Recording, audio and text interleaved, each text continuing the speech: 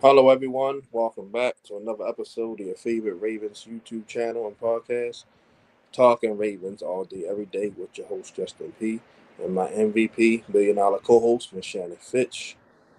This is episode 159 for the YouTube channel, and for the audio version, for those who can't watch it live, all the links are right there below in the description. That's season 2, episode 59. So at the episode 60, we'll start season 3. And I'm about to say like, subscribe, share, tell a friend, tell a friend, tell a friend. Um, David, he'll be on with us, and when we do our preseason stuff and definitely for the regular season. So, we miss you, big fella. Me and Shannon came up with pretty good topics today. A lot has happened, even, with the dry spell right now, with camp and all that. So, without Mhm. further ado, we'll go ahead and let Miss Shannon take it away. All right. So first, I want to say it's good to be back. We haven't been on in a while, so it's good to be back for sure. But our first topic, we talked about this before. Do we think the Ravens are going to make any signings this offseason? So they signed a big cornerback, big time. Was he a free agent or did they let him go? I'm not sure. He was a But free agent. okay. So the Ravens signed Jaire Alexander. I wanted to know what your thoughts were about that signing. Great signing because, like I was saying, technically we were already like set numbers wise on the roster, but you can never have enough quality players. Like I said, we all landed. We're trying to win a Super Bowl, and Eric Decosta has basically shown that. And we already heard what Steve Bisciotti said in the presses and all that. He said he's not worried about 5 years from now. He's worried about trying to win now. So I'm Hmm. guessing that was the indication of giving Eric Decosta the green light to do whatever you got to do. Let's put the best team on the field possible, so we can, make that dream come true, hosting that third Lombardi Trophy. But Jaire Alexander, solid veteran corner, all Pro Bowl caliber guy. He's been a little hampered with injuries. That's why he's available now. But we always do good with guys who had rough injuries. And their teams just cast them away. We get them, and then boom, they ball out. Hmm. They did it with Clown and Van Noy, plenty of other guys, even Derrick Henry, so to say. Even if Hmm. he still had 1,000 yards, they were, he walked. Man, this ain't running back no more. No, Tennessee line just not the same no more. We did, Hmm. like I said, we did a lot of guys, man. Like now, DeAndre Hopkins, he's another one that he tries to stay his watch. But so Jair is gonna fit in perfectly. Like I said, him and Lamar were college teammates, so I know that. I know Lamar basically put it out there. He said, "Man, Eric, go get him." He said, "I like our corners and Hmm. all, but Eric, go get him." And lo and behold, boom, they brought him in. So him, Marlon Humphrey. You got Nate Wiggins, who's going to be better this year. Cheetah Bear Woozier, if he's healthy.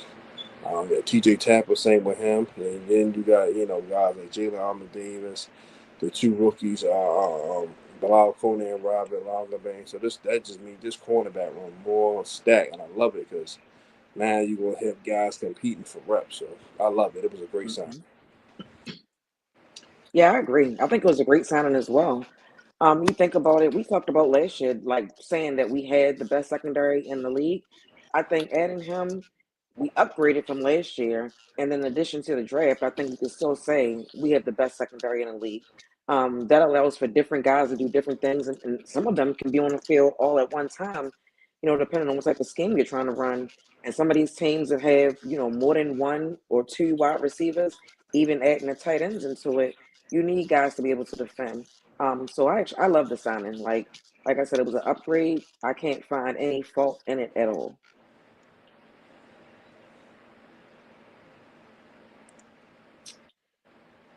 All right. So the next topic, we talked about this like right after the playoffs, like how we felt about Mark Andrews and things like that. We've also talked about should he be traded this offseason. And then hearing the guys come back, they talked about, how what was said about him impacted him or how they may have felt about what was said about him. So my question for you is, have Ravens fans been too tough on Mark Andrews? Absolutely not. And I'm about to get into context why. Because, like I said, he has not produced in the playoffs. You have been here 8 years. You have been a top 3 to 5 tight end. After so let's say after 2019, yeah, you've been top of the league in your position, and no playoff touchdowns. That's alarming. And like I said, every time he get in the playoffs, man, he just doesn't perform. Regular season, he's gonna light it up. He's gonna give you 70 catches, 800 plus yards, double digit touchdowns. But you come January on up, you turn it on Houdini. What difference does it make? Like people was super harsh on Lamar his playoff performances, and like I said, I get it, quarterback, so it was fair. But even in his contract dispute, they were, we can win Sean Tyler Huntley, we can go ahead and trade this and get Anthony Richardson, we can get this.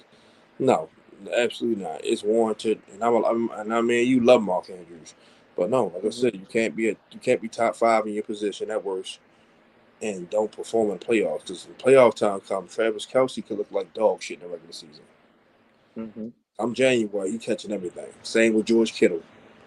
So it's Yeah. like, come on, man. It's like no one in the world, Nelson Aguilar and them guys should have more playoff career touchdowns than him. And this is why I was always giving Heap his flowers because he didn't have. I mean, New England, he only had Flacco for 3 years, but the rest of the time, all the quarterbacks he played with. But even then, Todd Heap showed up in the postseason. He Mm-hmm. showed up in the postseason. So yeah, so yes, no, well, so no, it's not too harsh in my opinion. Because like I said, you have to. You want to play like an all pro, like all pro in the playoffs too. Yeah, I agree with everything you said. Sometimes you don't realize someone can be so great that you don't see the bad or the negative things about their game or them as a player for your team. I think we all love Mark Andrews. And I think this past season, even when it comes like the Steelers, I didn't realize that he didn't have a touchdown against the Steelers until this past season. That was the first touchdown he scored against the Steelers, and I'm like, wow, he's been here for a long time, and that's how like he's never. I was like, okay. Then you get in the playoffs, and then you hear them saying he's never scored a touchdown in the playoffs, and it's like, what? Mark Andrews is so great, you don't expect to hear stuff like that, right? Right. And we talked about it last season. Like, is he going to end up being the best pass catcher ever that the Ravens have had? Is he the best offensive weapon outside of Lamar that the Ravens have drafted? We've given him his props and his praise. I feel like as fans, we have the right to speak our mind. And I'm not saying be disrespectful because I don't agree with stuff like that. Name Right. calling, I'm not with none of that. But I think it's okay to voice your frustration when the guys you expect to step up don't. Like you said, we can talk about Lamar and all his flaws. We can even talk about John Harbaugh and his flaws. So Mark Andrews is not exempt. Now, if anybody was, wishing harm on him or anything like that or raising his family, I don't agree with that. Right. Same But thing. just being upset at how things happen, I think we have the right to do that. But like we talked about, we didn't want to just lose him for anything. So it wasn't so bad that it's like run him out of town type of thing. We just have expectations. So with it seeming like him coming back this year, I just hope that he's able to redeem himself because that was a horrible way to go out, and it just magnified the fact that he really hasn't come through in big moments for us. Yeah. Very alarming. Yeah. So speaking about redemption, Lamar had a different word for how he expects to see or be or feel in 2025 in the season. He said the Ravens will be out for vengeance. That'll be on their mind. Vengeance will be on their mind. What do you think about that? Sounds good. Sounds great. But what we supposed to be on the vengeance last season, especially after losing the game before the Super Bowl. Hmm. So it's like it sounds good. You gotta say stuff to keep you motivated and keep you juiced up. I get it, but all right, we just gotta go out and play, man. Like this ain't a Disney movie or a Batman movie. Hmm. You know, we gotta go out there and play. Nobody's gonna roll over for us. Because the Ravens, oh yeah, they've been falling short. So shit, we need to go ahead and let them get to the Super Bowl, man. They deserve it. Gotta go up and take Hmm. it. Ed Reed said something. What I think it was 2019 season. The first time he was playing Pittsburgh, he was there in the locker room talking to the guy. He said everybody, all 32 teams want to win the Super Bowl. All 32 teams. He said, but you gotta go take it. You gotta Hmm. go and go take it because all 32 teams want to be there. So yeah, so we gotta go get it. Like I said, lately we have been our worst enemy. Even Yeah. self-inflicted mistakes. For the players and the coaching staff. So we gotta clean that up. Because like I said, on paper, this team is just a talented team on the roster. Only team you may consider maybe a little talented is maybe the Philadelphia Eagles. Maybe that's it. Hmm. But other than that, this is one of the most talented teams in the league. So like I said, we got to cash in with it. You know, because like I said, all the revenge stories and all this and revenge tour, all that stuff sounds good, but it don't mean nothing if we don't actually go out and do it. It's just words. Today might be a day that we agree on everything because I agree with absolutely everything you just said. And to add on to that, if they're going to be out for vengeance or redemption or any of that, it needs to be against themselves. Because, like you said, it's all been self inflicted. And even when we look at losses that we've had over the past, let's just say 2 years, a lot of that is the Ravens beating themselves. Like, Mhm. we don't just like flat out get beat, like don't put up a fight type of thing. And a lot of the losses that we had, it's because of things that we did to lose the game more than it was the other team just beating the dog poop out of us. You know what I mean? You think about that playoff game, can't turn the ball over. Like we can't keep turning the ball over.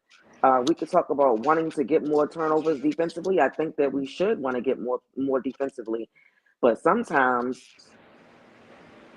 offense is smart enough to play smart. So they're going to limit the opportunity for you to get a turnover. And in that sense, we had to even be more careful with protecting the ball offensively. I feel like we don't if we don't turn the ball over, we probably win that game. Just even if one of those weren't a turnover, one of those wasn't a fumble or something, So I just feel like it's the Ravens beating the Ravens. So if we're going to go into this season, the only like you say, like they'll say, is it's me versus me. That's the Ravens mentality. That should be their mentality. Not looking for redemption or revenge or vengeance or any of those, you know, uh, triggering buzzwords. Just go out there and do your job, and I think we'll be in good shape. Like you said, the Ravens are one of the better teams from top to bottom across the league. It's absolutely no reason the playoff record should be what it's been, and we can put it on coaching, we could put it on players, but at the end of the day, all of them need to look at themselves in the mirror and fix the problem because the problem has been the Ravens. Absolutely. All right, so on to the next topic. We talked about Eric Decosta and the moves that he's made this offseason. Do you think he's going to make another move since he's been making so many moves this offseason? Do you see anything else happening? And if so, who do you think it will be for? Oh, good question. Possibly, we're pretty set at edge for the most part. But if a guy like Clowney, we can get him here, I can see them bringing him on because he could plug right in. He knows our system. He's been here. And then maybe we waive a guy like Ojabo or put him on the practice squad or stash him somewhere. I could see that. Possibly another interior defensive lineman with some pass rush ability to help out. Like a guy like a Quentin Jefferson or somebody like that. Um, what's the guy he's played with? Coach Jordan Phillips, who played with the Bills. All the guys. You see somebody like that, another veteran interior defensive lineman. You could never have too many of them. See that? Maybe a guard like a Brandon Sheriff.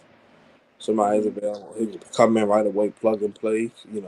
If you feel like Andrew Voorhees, even though he showed us a little something last year, we feel like he's not going to be all the way better. Or if you feel like Fire Leahy is not going to get any better, you plug him in.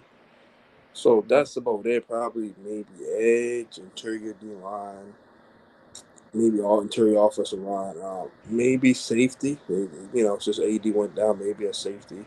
I don't know if he'll be a super big name guy for a third safety because we did that with Eddie Jackson. He wasn't happy. So Justin Simmons, he might want to start full time and then the money. So, but a guy like a Jamal Adams, Chuck Clark is out there. He's been here. Um, Julian Blackman. So you have a few guys out that's available that you can bring in and play. If you want to still flip with that three safety look, and that's about it possibly. Um, the two positions that I still feel like probably could use a boost is on the defensive side. Like you mentioned, pass rusher. Obviously that might mean somebody has to go, but I just feel like the more competition you can get in, the we're putting out the best people in that on the field.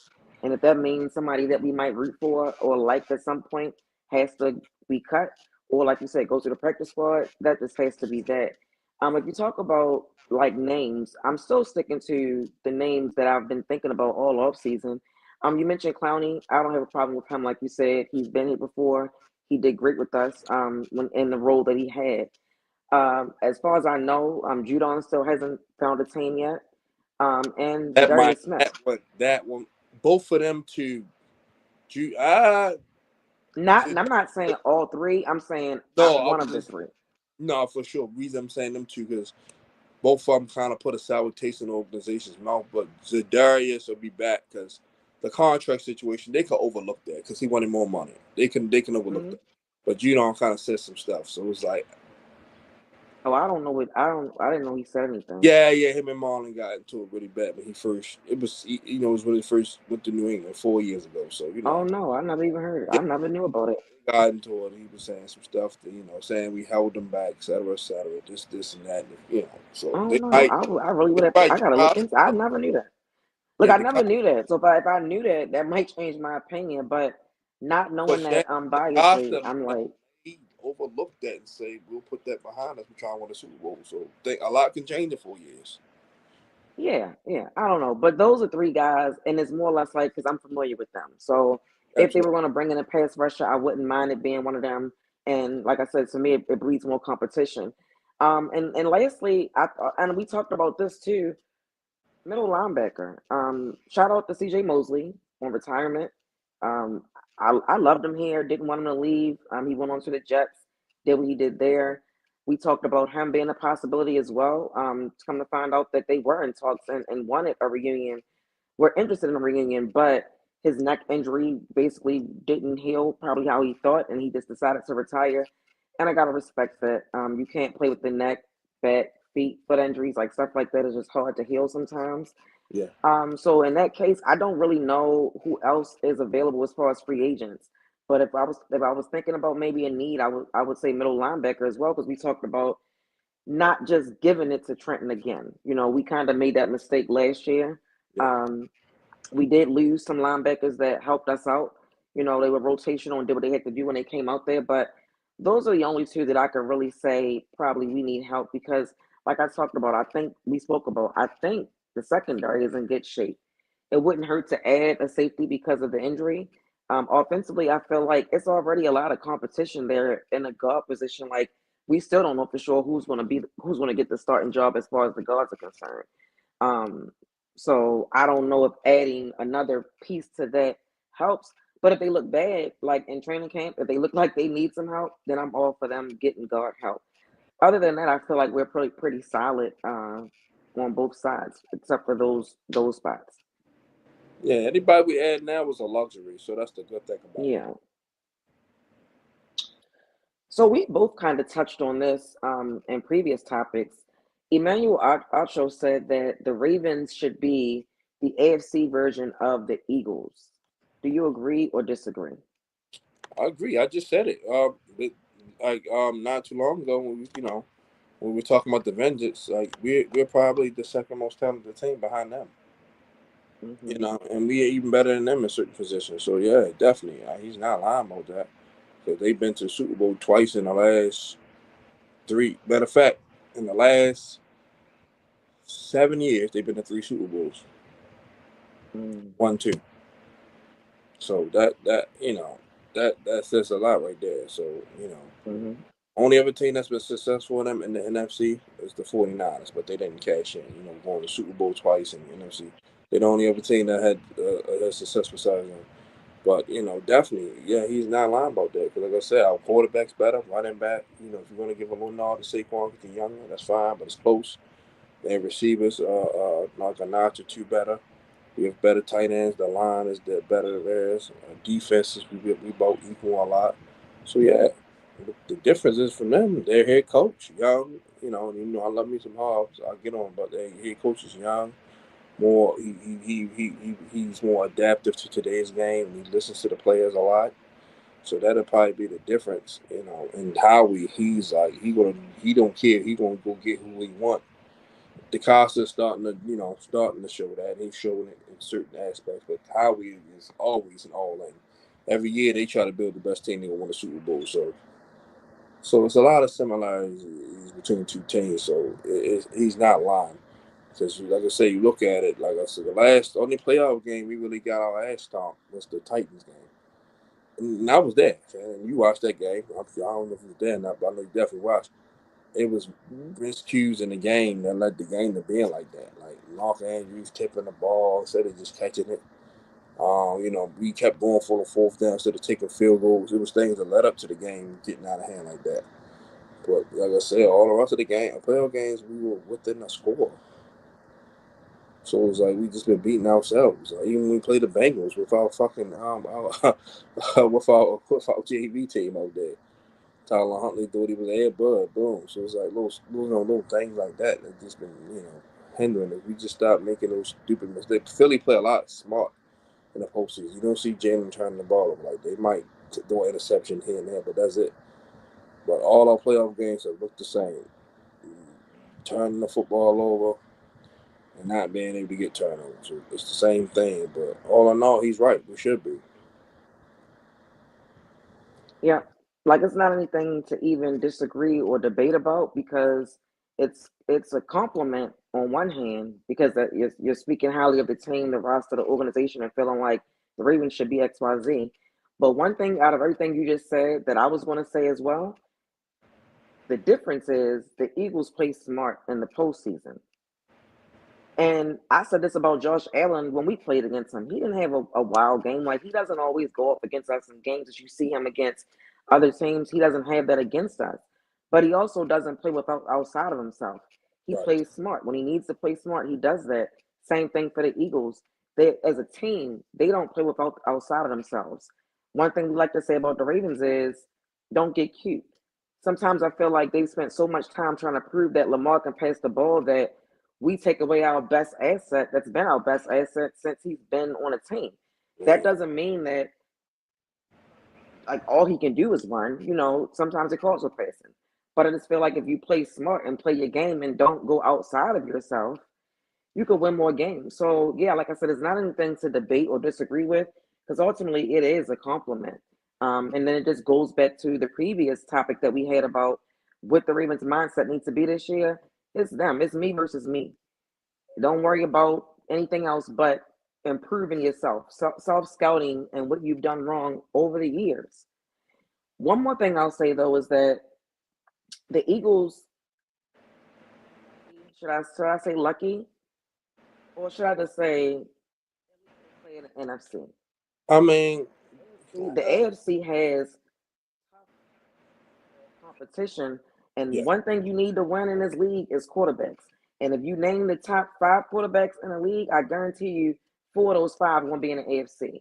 easy. So these are the teams that we're going up against. I don't have it in front of me to see everybody who the Eagles have went against, but I just know well, in my opinion, I ain't gonna say it. In my opinion, the AFC is a tougher conference than the NFC. Um, but it doesn't take away from what the Eagles do when they get there. Like I said, they play smart. They do everything they're supposed to do.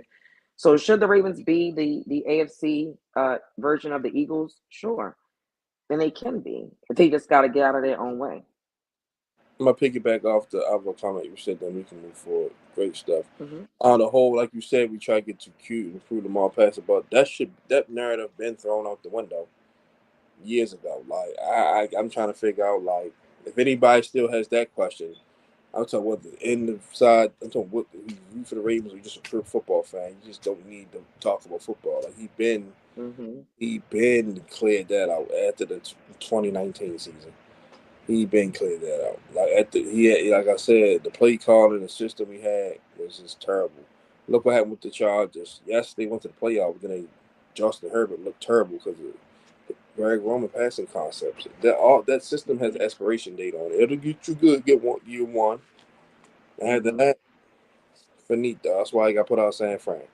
So now that he's with a offensive coordinator that is up to today's times, you see, look at the season he had last year. It was a Madden season. Like he Hmm. really could have had zero interceptions. He only threw one really that was really like showing off clean that he could have probably like damn that was all that was even though Bateman ran the wrong route, but it still came out his hands. The other three Hmm. tips and motherfuckers ain't snatching the ball in properly or going down. So he really could have had 1 to none interceptions. Like, we talking about him on that note. That's all. Mm-hmm. And one more thing to add to that, I think that it helps that, like you say, you don't know where it comes from. I think Lamar played a part in that too, because even his first year as a rookie, he used to always say, "Man, I want to get y'all the ball." Like I think he wants the pass to keep guys involved and because engaged. Because wide receivers they can become divas when they're not engaged. And even with the Eagles, we saw that with their wide Well, receivers. AJ Brown went Like off for that Steeler game. but he did.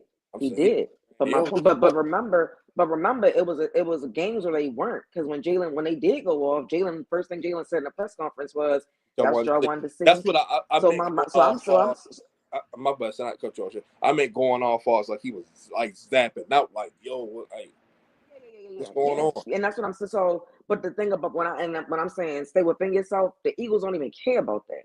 You Yeah, know what I mean? Like they're not thinking about that. Jalen doesn't care, and that's his man. He don't care about that. He's just trying to win. but So I hope we can have some of that success the Eagles have had, because, like you said, 3 Super Bowls in 7 years. That's dope. yeah, yeah. All right, so the next topic. Shout out to Rashad Bateman. I don't know if we talked about it or not, him getting his extension, but shout out to him for that. Do you think that Zay Flowers and Rashad Bateman can be the first Ravens wide receiver tandem to go over 1K apiece since the 90s, when Michael Jackson and Derrick Alexander accomplished this feat? Oh, absolutely, absolutely. Because you gotta look at it. Jay had 1,000. Bateman had like what, close to 800. They're gonna put the ball in the air a tad bit more. We don't need Derrick Henry to run for 1,900 no more. It just so happened he got there, so he'll probably go down towards like the 15, 1,400 yards, maybe high 13. So that's gonna leave more passing yards in the air because we're gonna want to preserve him a little bit more as he another year older for the playoffs. So yes, absolutely. If everybody's healthy, yes, there's no doubt in my mind because they damn near did it last year. And I said this is the episode that we're going to agree on everything, because I agree. I do think it's possible. You add a D Hop to your offense, and that's a weapon. You got Andrews, you got Likely. However you want to use them, you still got Derrick Henry in the backfield. That leaves you nothing but open opportunity. I mean, at this point, it's like, who do you want to double? So if Yeah. they try to double one or the other, somebody's going to go off.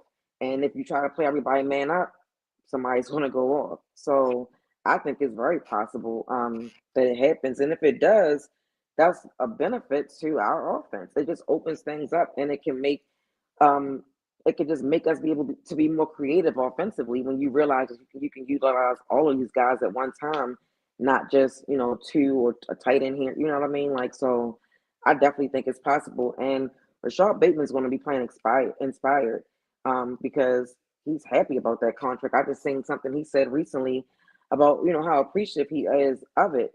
Zay Flowers, he's trying to play for a contract. He wants an extension too. So I think they're all going to be inspired. D Hop, like you said, people said he was washed. I think he's going to want to come show that he's not. So I definitely think they both can hit 1K in 2025. All right, and so our last topic, I haven't seen this talked about a lot of different places, particularly like national media and things like that. I said they probably not talking about it because they're like the NFL is their business partner. They air their games, so they might not want to come out and have a bunch of people on their network speaking negatively about the league. But I don't know if you saw. I sent you something about as far as the Ravens and Lamar was, but the investigation from the findings of collusion against. I think they were just trying to see if they were colluding in general with not giving players guaranteed contracts, and they ended up finding out a lot of different information about a lot of different players, and came to the conclusion that yeah, it was some sort of collusion going on, especially for veteran players to not get guaranteed contracts. But what was interesting to me and what mattered to me was the Ravens and Lamar Jackson piece that came out.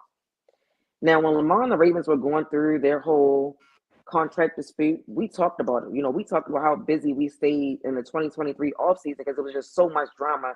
It was something coming out every other day from the Lamar side, from the Ravens side. This person's happy, this person. It was a mess. And we were so happy when it got done.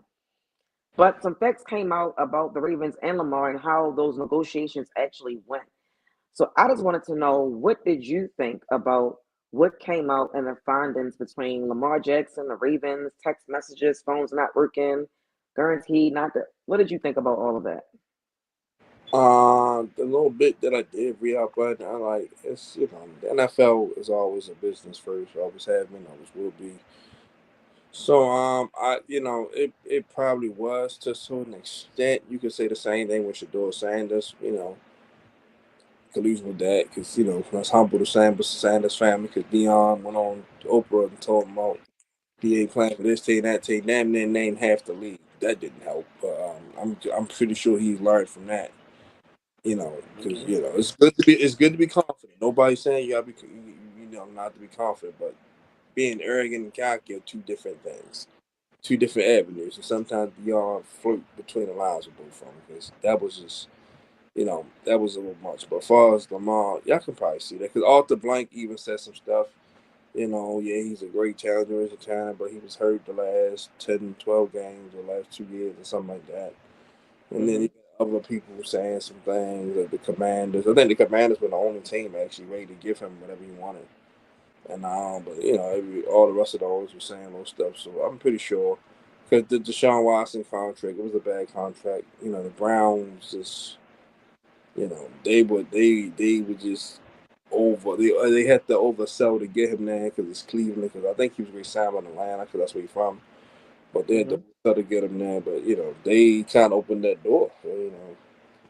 And like I said, he missed the whole entire year because he was dealing with with the cases and stuff like that. But yeah, once you crack open that door, everybody gonna try their hand. And then Lamar said on numerous occasions he did not never say fully guaranteed. That was the media and everybody else basically saying, "Oh, if Deshaun can get it, and he hasn't accomplished nothing that Lamar's accomplished, so Lamar should try his hand and get fully guaranteed too." So that's why all that whole came up. So it's just one of them things. Like me and you talk about something I said to you, you said to that person around the corner. It's a whole nother story. Feel me? By the time it gets to somebody else, feel me? It's just one of those things right there. So me, it's just it's no surprise. But like I said, man, the owners are always going to do what's best for the ship. So I want to read these things because I know you said you didn't see all of it. It was 61 pages to the whole Yeah, I was. investigation of findings, right?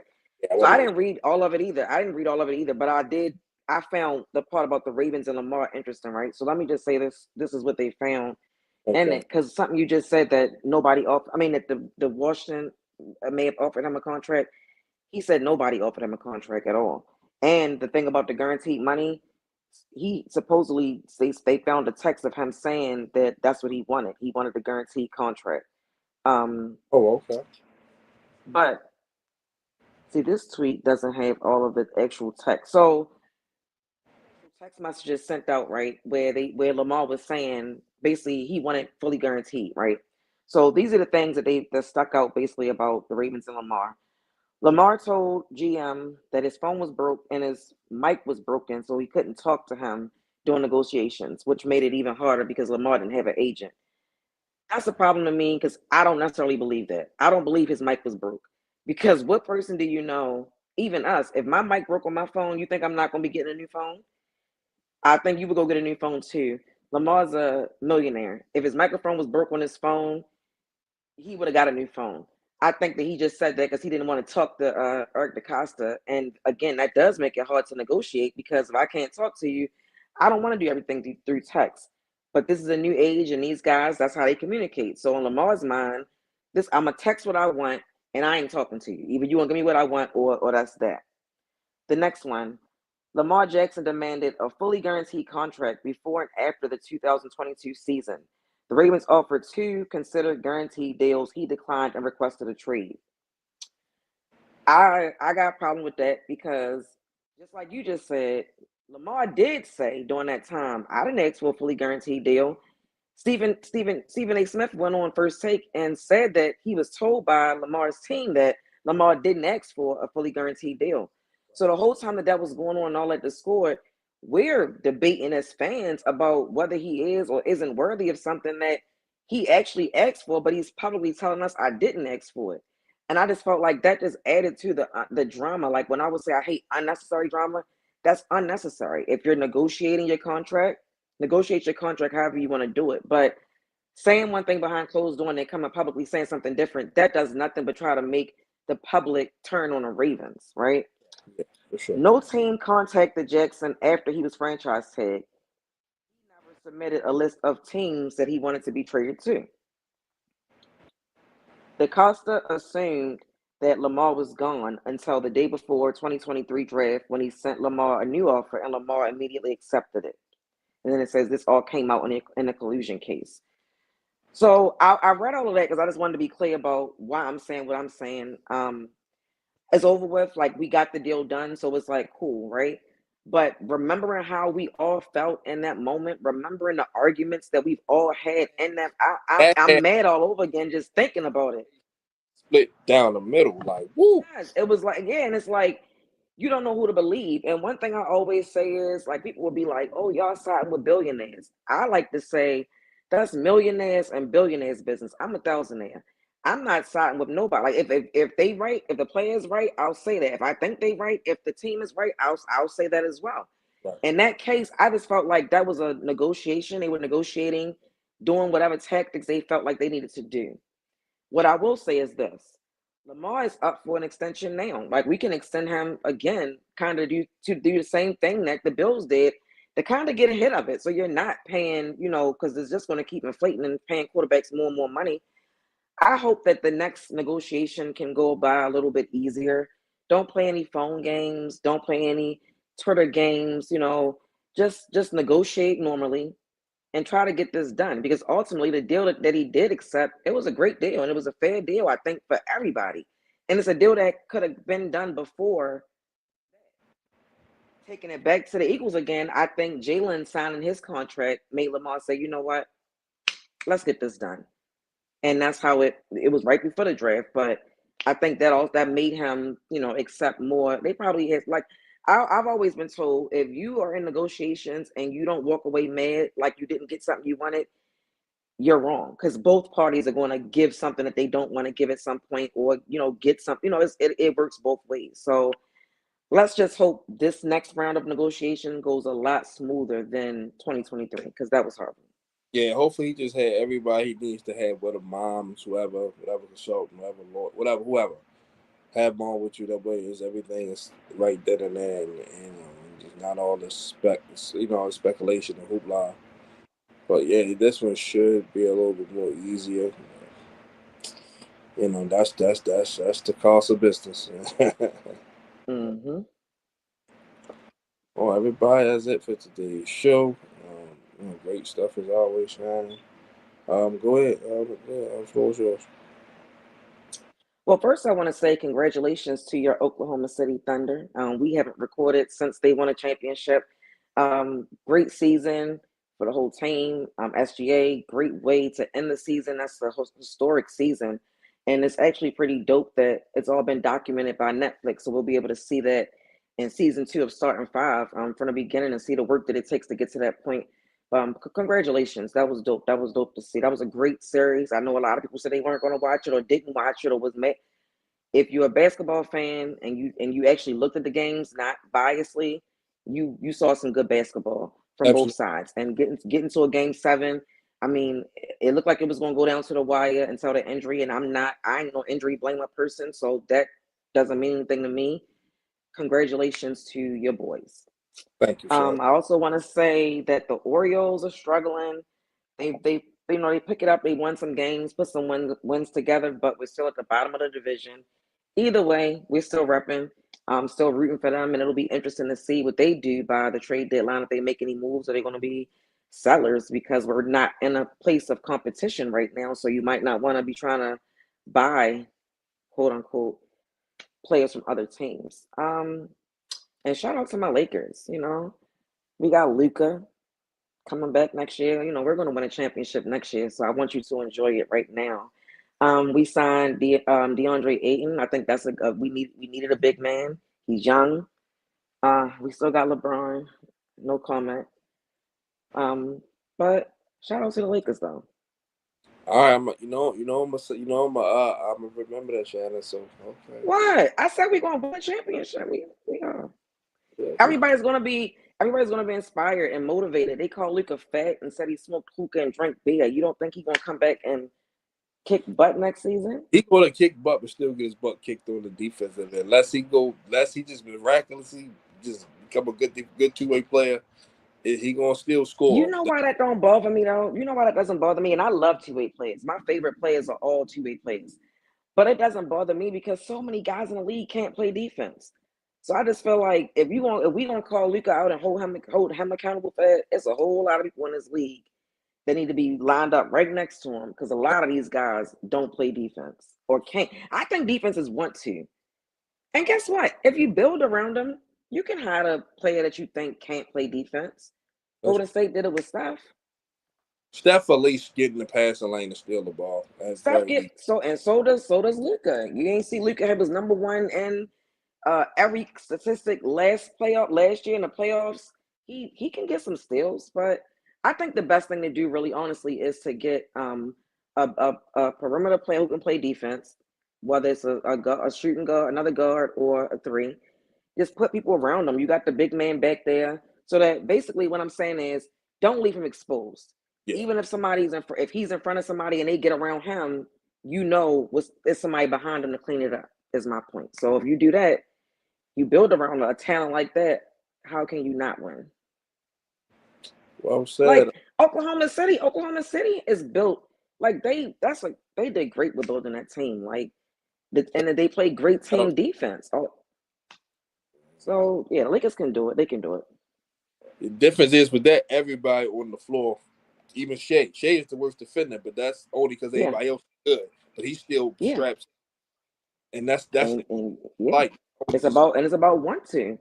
yeah, You gotta want to do it. and like shout out to Sam Presti. I've been critical of him on the past. You know this. Because when he first started this reboot, I thought he lost his fucking mind, but it all worked out in the long run. Yeah, so boom. So I hopefully, think he learned. I don't know if you saw KD and I think he was talking to LeBron, but and I'll make it quick. He was of him and Steve Nash and all that. Yeah. he was talking about Sam Presti in Oklahoma City, and he basically just said that he doesn't think that they were ready for what they were back then. Like they were ahead of their time. They had success so early. He doesn't think that the front office understood how to handle that team. And I was like, and I think that seeing what they have now, you think about it, they started building this in 2019. That was 6 years ago. Yeah. So I think they learned their lesson from what they didn't do with the original core. And Mm-hmm. I don't think they're going to let that happen again with these guys. Yeah, I told you. Went on record and said it. He said, "Man, Yeah, I'm going to keep the core three as long as I can. Everybody else could be interchangeable." So, yeah, yeah. but everybody enjoy the NBA Summer League. The game starts July 5th, so it's to have a little something to watch if you're not really a baseball person. Like Shannon said, the Hmm. Orioles been hit or miss. They fighting, but they just dug themselves in too big of a hole. So we're probably gonna miss the playoffs unless the baseball gods put their hands on us. Lucky, but other than that, we're gonna probably miss the playoffs. But like I said, it's a preseason game this month, July the 31st for those who got. So we got some football, Chargers and Lions, Hall of Fame game, I believe. So it's some football back. So surely it don't got long to go. And me and Dave and Shannon will be back on here sometime next month. Whether we get it middle of preseason and we're gonna drop y'all something. But definitely that first week we definitely rocking and rolling. That's what we're gonna go back to our 2 shows.